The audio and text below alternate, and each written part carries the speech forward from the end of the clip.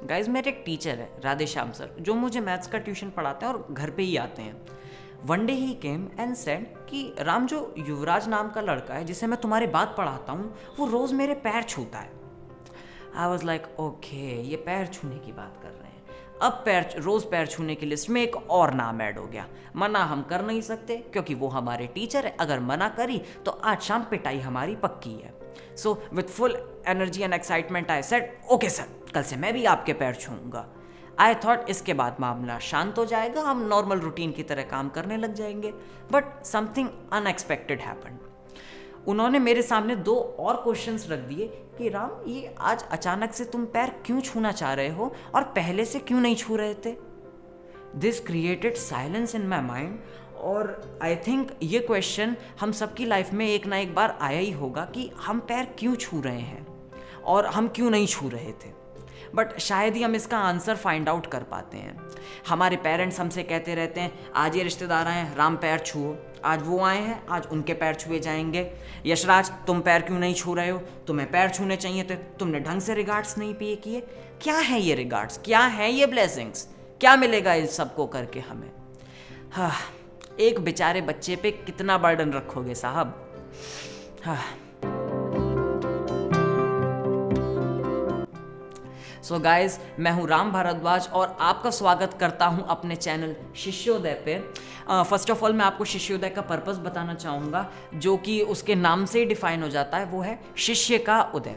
जैसा कि आप देख ही सकते हैं कि आज के टेक्नोलॉजी वर्ल्ड में जो हमारी यंग जनरेशन है, वो उन परंपराओं से काफ़ी दूर आ चुकी है। हम वो बिल्कुल उस एक तरीके से उन सबको भूल चुके हैं जिसका काफ़ी इम्पैक्ट रहता है हमारी लाइफ में। सो जो भी ज्ञान मैंने अपने टीचर्स, अपने गुरु, अपने पेरेंट्स से पाया है, मैं उस सब को आप तक डिलीवर करने की पूरी कोशिश करूँगा सिंपल वर्ड्स में। बाय द वे, मैं टॉपिक पे आता हूँ। फर्स्ट ऑफ ऑल मैं आपको ये बता देता हूँ कि इस वीडियो में मैं आज आपको क्या क्या बताने वाला हूँ। हम पेरेंट्स, आपके लिए भी ये बहुत इंपॉर्टेंट है, बिकॉज शायद आप भी अपने बच्चों को ये कह कह के थक गए होंगे कि बेटा पैर छुओ, पैर छुओ, पैर छुओ। और शायद आज इस वीडियो को देखने के बाद आपके बच्चे ऑटोमेटिकली और नेचुरली वो रिगार्ड्स पे करने लग जाएंगे। सो अंत तक इस वीडियो में मेरे साथ बने रहिएगा। मैं अपने फ्रेंड से बात करता हूँ। सो फ्रेंड्स, मैं अगर आज आपसे पूछूं कि इंडिया का सबसे पॉपुलर स्पोर्ट कौन सा है, तो and I think most of us will say cricket.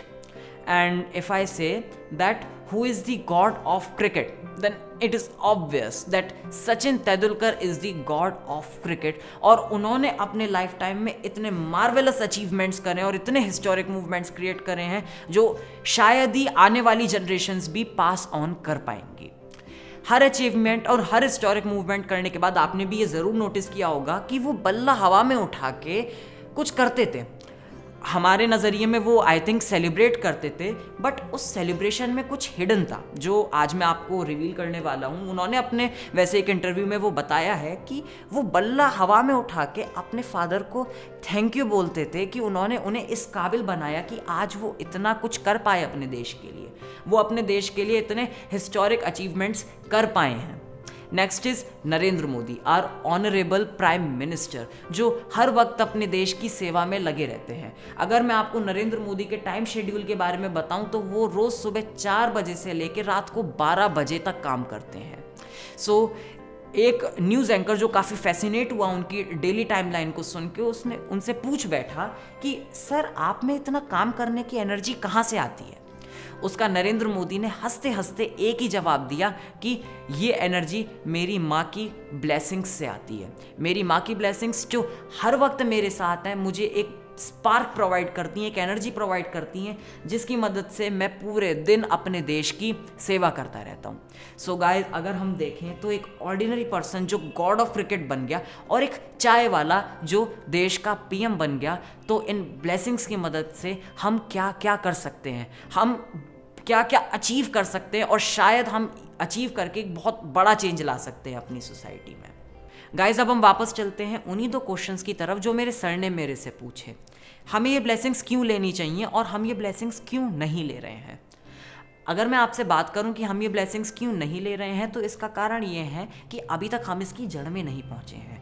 हमें इसकी वैल्यू ही नहीं पता, ना हमने कभी अपने अंदर से वो चार्ज दिखाया, और ना ही हमारे पेरेंट्स ने और टीचर्स ने कभी डेडिकेटेड होकर हमें ये समझाने की कोशिश करी, इसलिए हमें इसकी वैल्यू ही नहीं पता। अब अगला क्वेश्चन है कि हमें ब्लेसिंग्स क्यों लेनी चाहिए। इसका आधा आंसर नरेंद्र मोदी और सचिन तेंदुलकर के एग्जाम्पल में छुपा हुआ है, और बाकी आधे आंसर के लिए आप आज अपने आप से एक सवाल पूछो, क्या आप कुछ एक्स्ट्रा ऑर्डिनरी करना चाहते हो? क्या आप कुछ ऐसा करना चाहते हो कि आपकी आने वाली जनरेशन्स आपको याद करें और आपसे इंस्पिरेशन लें? अगर आप ऐसा करना चाहते हो तो आपको ब्लेसिंग्स की ज़रूरत है।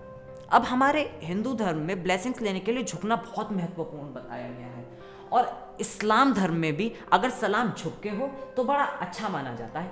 लेकिन इस झुकने का क्या महत्व है, अब ये मैं आपको एक एग्जाम्पल से समझाता हूँ। ये 2 मोमबत्ती हैं, ये मोमबत्ती जली हुई है और इस मोमबत्ती को हमें जलाना है। इस मोमबत्ती को जलाने के लिए हम इस मोमबत्ती को झुकाएंगे और इसके पास लाएंगे और इसे जला देंगे।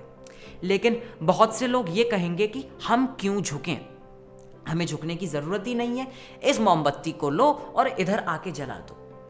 यही वो एटीट्यूड है जो हमारे और ब्लेसिंग्स के बीच में एक दीवार बन के खड़ा हुआ है, और ब्लेसिंग्स हम तक नहीं आ रही हैं। मैं आपको एक और एग्जांपल देता हूँ।